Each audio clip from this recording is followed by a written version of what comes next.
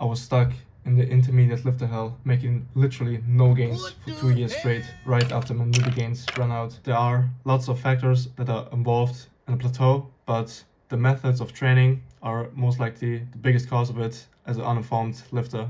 In this video, I'll compare the good and bad of 3 progression methods which get used to progressively overload the training, so you can judge for yourself why you haven't been progressing and what you can implement in your training to break through that plateau. You're most likely familiar with linear progression. The idea behind it is to just pick a set rep and set scheme of, let's say, 3 to 8, 3 to 12, and to just stick to it. Don't add any reps, don't add any sets, and to just add weight over time. But this doesn't work. If it would work, every single one of us would look like Ronnie Coleman. Never in my life. You cannot progress past your newbie gains phase by just adding weight to the exercise every single week. Oh, this is 800 pounds. 800 solid ass pounds. As a newbie in the gym, you gain strength and especially coordination while doing the exercise pretty fucking fast, and this allows you to just add weight every single time you are in the gym. But this phase doesn't last long. It usually lasts like 3 to 12 months if you're lucky. This might be common sense to you, but if you look around in the gym, sadly 99% of those people still look the same year round. Even if you see them every single day you are in the gym, as they don't know how to progress, and most likely they are doing this linear progression method. But you can change the whole game by just adding one little variable, which is to have a rep range. This sounds completely nonsense if you're not a beginner, but this video is targeted to beginners. If you have a rep range, let's say from 8 to 10, 8 to 12, you have 2 to 4 reps of wiggle room to really refine and get stronger at the same weight you've been using, instead of just adding weight every single time you hit the gym, which will allow you to get better at the movement, to refine your technique. Adding reps doesn't mean that you don't get stronger, as let's say you do 100 kilos on squats for 8 reps, and if you do 100 kilo of squats for 12 reps, you're still at the same weight, but you almost went up double, which means if you put on 5 kilos and do 105 kilos of squats, you would do 8 reps instead of like 4 or 6. Adding weight is not the only factor that shows you that you're getting stronger.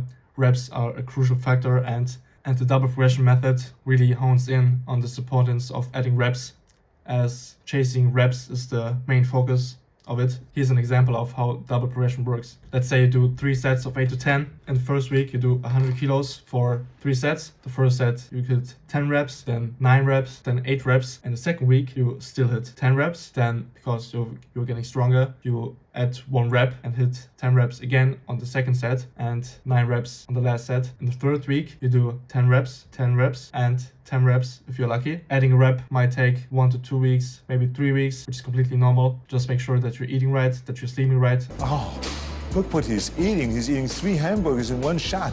Oh, God, well, who are is this gladiator? The pro of this method is that you can really refine your technique, as you stay at the same rep count for the first or second set till you reach the higher end on the rep range on your last set. This is extremely beneficial for highly technical movements like squats or deadlifts, as technical failure comes far earlier as muscular failure. It's almost impossible to fail completely on your quads when doing squats, as your lower back, your glutes, and your hips take over the movement. Usually the last 2 reps of a completely to failure squat look absolutely horrendous, even if the set before looked like Tom Platz himself. And in this case, the double progression method is extremely viable and good to use if you are nitpicky about your form on technical compound movements. But the con for this progression method is that you have to wait for your third set to catch up, and so that you can progress in weight.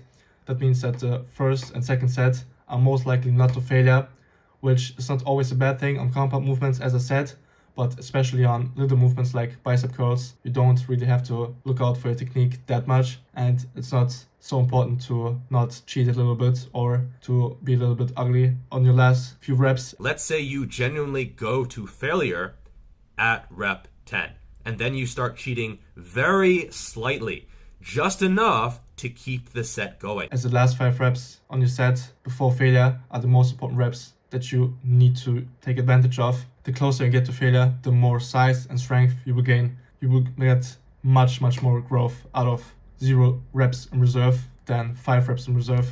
and the effectiveness of muscle growth grows exponentially when you hit failure. This is where dynamic double progression comes in. Dynamic double progression has the same idea behind it like double progression, but here you view every single set as an individual set, which just means if you hit the upper rep range on the first set, you can add weight to the first set. If you can stick to the same rep range on the second set while adding weight to the first set, you can just stay at the same weight that you added on the second set. If you would land below the rep range on the third set, then you can just lower the weight and do the weight that you did the week before. This allows you to get very, very close to failure and hit failure on every single set and not keep reps in reserve because you cannot up the weight because you haven't hit the upper end of the rep range on the third set. In this method, the progression gets measured by the progress on the first set. If you're adding reps and adding weight on the first set, you are progressing. The following sets act more so like back-off sets. Here's an example with 3 sets of 6 to 8. Let's say in the first week you do 100 kilos for 8 reps in the first set, then 6 reps. Because you hit the lower end of the rep range, you would lower the weight and do 95 kilos for 8 reps. In the second week, you would up the weight in the first set to 105 kilos because you hit the upper end of the rep range in the first week. You hit 7 reps in the first set and 6 reps in the second set. Because you have hit the lower end of the rep range again, you lower the weight to 100 kilos and you hit 6 reps in the third set. In the third week, you do 105 kilos for 8 reps, 7 reps, 6 reps. Because you've hit the upper end of the rep range again, you can up the weight in the first and second set and stay at the same weight on the third set. This is the most intuitive and most freedom you will get as a progression method, as you can just see how you feel on that day and add weight or stay at the same weight if you feel like it. You have more wiggle room to fail a rep if you go up in weight, which is not a big deal. If you do linear progression or double progression, you have this anxiety to stick in the rep range, to do what is told to you, which I don't like and you shouldn't like either. You should need to have this freedom to just do whatever the fuck you want. Add weight if you want to hit PR, stay at the same weight if you want to refine the technique, just... So can you believe how much I am in heaven? I'm like getting the feeling of coming in the gym, I'm getting the feeling of coming at home, I'm getting the feeling of coming backstage when I pump up, when I pose out in front of 5,000 people, I get the same feeling. So I'm coming day and night. I mean, it's terrific, right?